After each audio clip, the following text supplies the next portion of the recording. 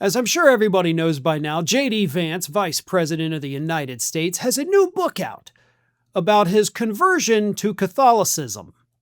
And as many experts have pointed out, this book is typically the stepping stone to running for president. You know, he's trying to appeal to the faith-based voters in the United States, which is an ever-shrinking population. But he did it, and the book is getting absolutely savaged. Actual literary critics have torched it as nothing more than pandering, an obvious, campaign book. And readers are also calling it pure trash. In fact, the reviews have been so bad that Jeff Bezos has had to step in with Amazon and disable reviews for the book on both Amazon and Goodreads. Goodreads, of course, being the #1 literary review website in the United States. It is owned by Amazon. Reviews have been completely disabled on Goodreads. So most people looking for reviews of books to determine whether or not it's good, if it's worthwhile, they go to Goodreads. And now there's no reviews. Good, bad, in between, nothing. They got rid of them all.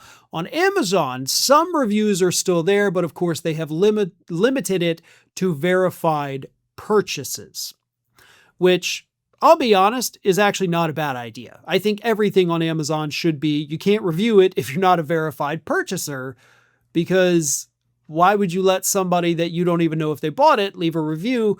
That actually seems like it could be ripe with, just angry people doing stupid stuff. But the fact that Bezos's companies had to step in and protect poor little J.D. Vance's feelings because everybody hates his little book is beyond pathetic. But before the reviews were disabled on both Goodreads and Amazon.com, there were some screenshots. And here's a couple of the reviews.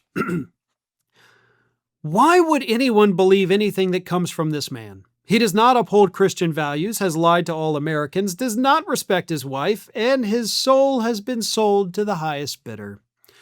Another one says, save your time and money, read anything else. Dude wouldn't know religion if it or the Pope hit him in the face.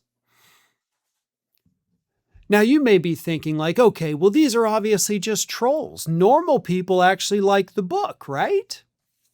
Nope. If you read the review from the Wall Street Journal, describes the book as part religious memoir, part campaign book, which suffers from moments of egregious sloppiness. Communion, the name of the book, does Vance no favors, though, mostly in its sheer banality. It's not even incendiary, though he can't help but hide his contempt for liberals. One woman is smeared for the mortal sin of wearing a beret. Now that's the review from a Rupert Murdoch-owned newspaper here in the United States, the king of right-wing media. That's what his paper had to say about J.D. Vance's book. So again, it's not just trolls. It's not just angry liberals trying to take down J.D. Vance. It's people who actually review books for a living that are also saying it's boring, it's stupid, it doesn't make any sense, and he's obviously just using it to try to run for president. But good luck finding more reviews like that, because all the media in the United States is basically owned by billionaires who all pretty much back Donald Trump. So I guarantee you they're all going to start cracking down so that J.D. Vance doesn't look as stupid as he actually is as he prepares to run for president. Thanks for watching, and if you are not already subscribed to the channel, please do so, and do not forget to like and comment and share widely among your friends.